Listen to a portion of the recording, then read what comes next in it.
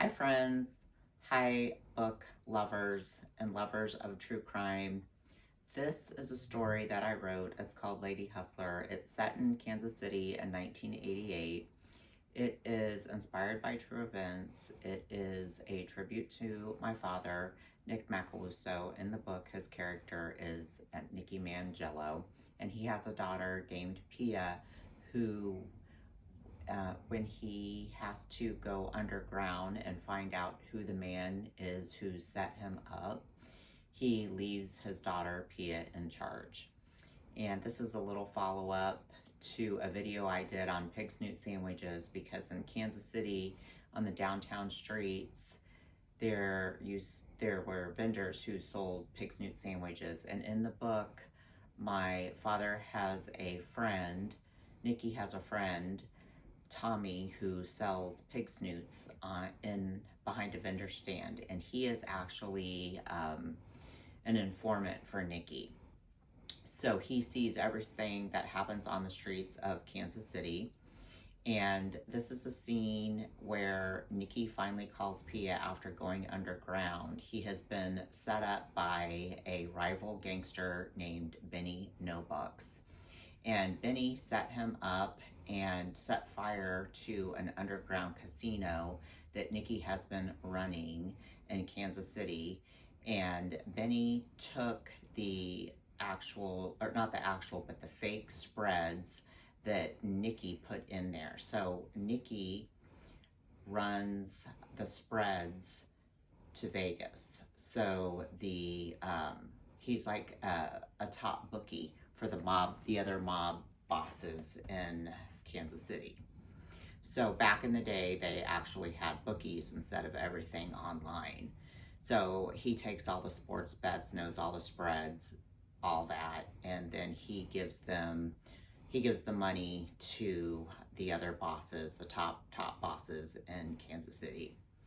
So what has happened is Benny set fire to Nicky's underground casino, the mansion, and Nicky knew to put fake spreads in the safe that he had. So the safe made it, and Benny took the safe, and he has all the fake numbers, and he's trying to give them to the bosses.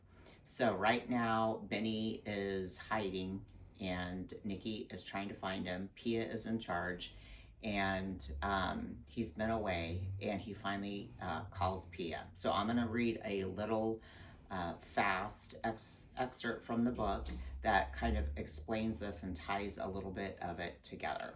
Okay.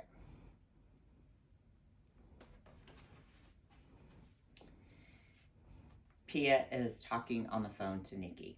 Nicky says to Pia, "I could use a pig snoot sandwich," Nicky says. That was code for me. I knew Nicky was sending me a hidden message. This is what Pia's saying. "Old habits die hard," Pia countered. That was my hidden message regarding Benny No Bucks, meaning his old nemesis will eventually seal his own fate.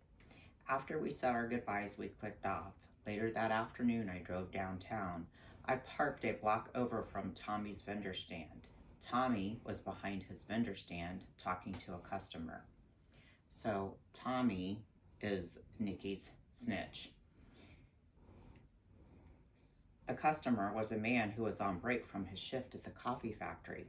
He smelled the coffee grounds. It was obvious the two men knew each other well. Tommy shook hands with the man. So the coffee grounds resemble the old Folgers factory that was in downtown Kansas City. It has since closed.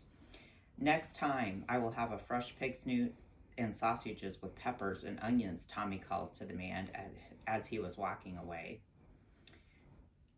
I walk over to the vendor stand. This is Pia walking over to the vendor stand. "Hello, Pia. You finally came around to eat one of my one-of-a-kind pig snoot sandwiches." Tommy walks around from behind his vendor booth. He opens up his arms to embrace me in a big hug. As he does, he whispers in my ear, "Nicky is in Chicago. He flew straight from there to Vegas. He won't be back till next week." After he releases me, I smile at him, grateful for the news, and I always felt better knowing exactly where Nicky was at. His trip is taking longer than expected, and now I know why, thanks to Tommy. Nicky never liked to give information about